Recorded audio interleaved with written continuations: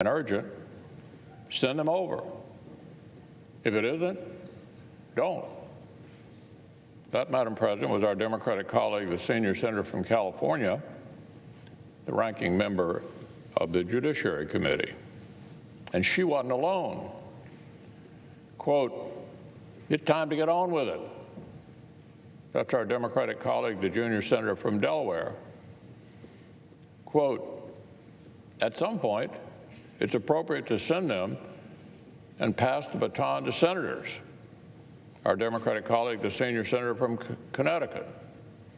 Quote, "I think the time has passed. She should send the articles." Our Democratic colleague, the junior senator from Connecticut.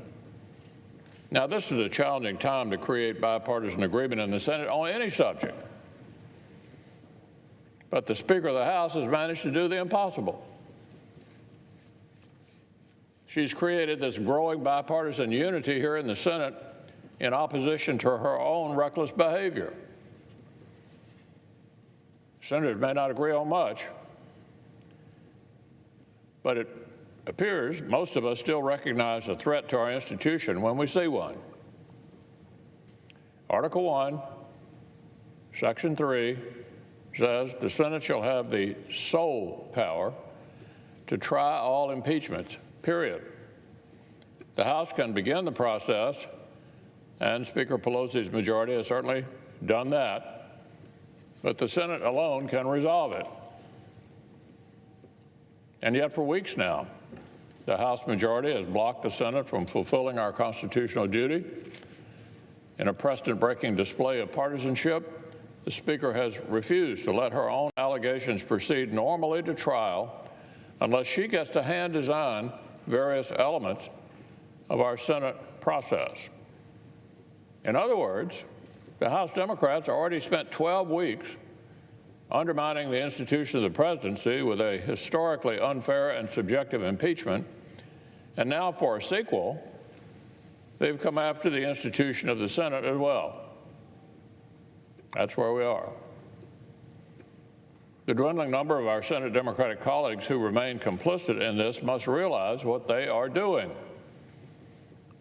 Should future House majorities feel empowered to waste our time with junior varsity political hostage situations? Should future speakers be permitted to conjure up this sword of Damocles at will and leave it hanging over the Senate unless we do what they say? Of course not. This week, the majority of the Senate stepped forward to make it perfectly clear that this conversation is over. The majority of this body has said definitively that we are not ceding our constitutional authority to the partisan designs of the Speaker. We'll not let the House extend its precedent-breaking spree over here to our chamber. There will be no unfair new rule book written solely for President Trump. The basic organization of the first phase of this trial will track with phase 1 of the Clinton trial, which all 100 senators voted for in 1999. I've said for months that is our preferred route.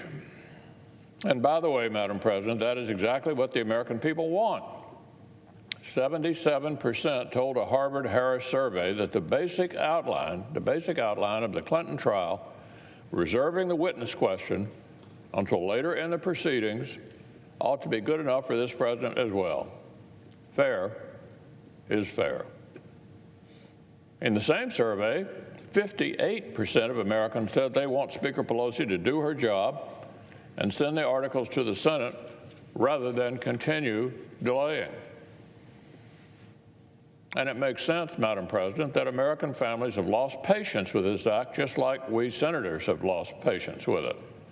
Because this is not just some intramural tiff between two houses in a bicameral legislature.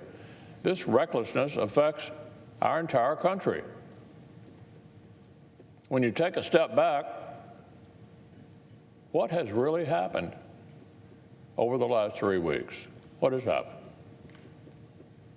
When you take a step back from the political noise and the pundits discussing leverage, by the way, that never existed, what have House Democrats actually done. This, Madam President, is what they have done. They have initiated one of the most grave and most unsettling processes in our Constitution and then refused to allow a resolution of it. The Speaker began something that she herself predicted would be so divisive to the country, and now she is unilaterally saying it cannot move forward to resolution. It's bad enough that House Democrats gave in to the temptation of subjective impeachment that every previous House for 230 years had managed to resist. However unwise, that is their constitutional prerogative.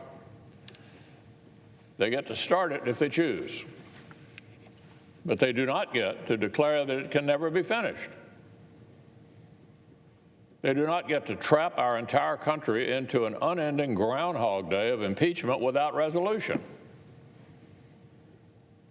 Alexander Hamilton specifically warned against a procrastinated resolution of impeachments. In part, that is because our duly elected president deserves a verdict, just like every American who is accused by their government deserves a speedy trial. But look, this goes deeper than fairness to one individual. This is about what is fair to the entire country. There's a reason why the framers did not contemplate a permanently unsettled presidency.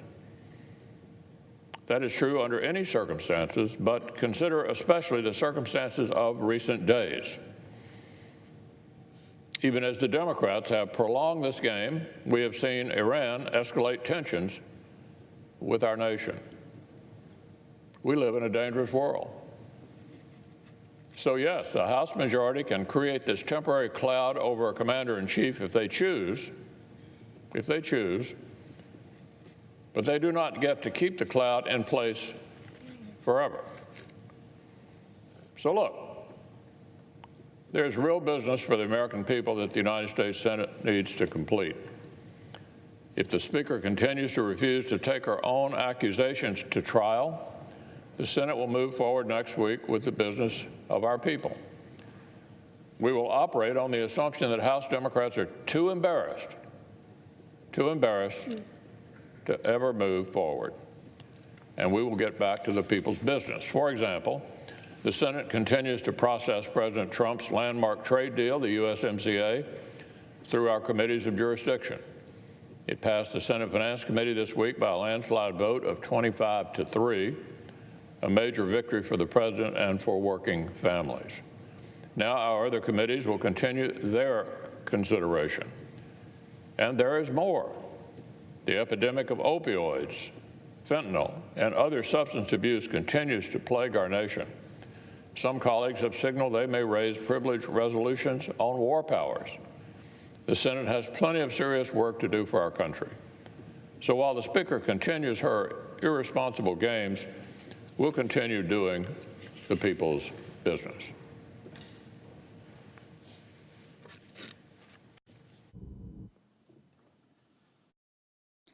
Under the previous order, the leadership time is reserved. Morning business is closed.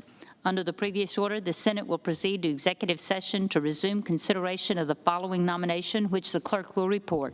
Nomination, Executive Office of the President. Paul J. Ray of Tennessee to be Administrator of the Office of Information and Regulatory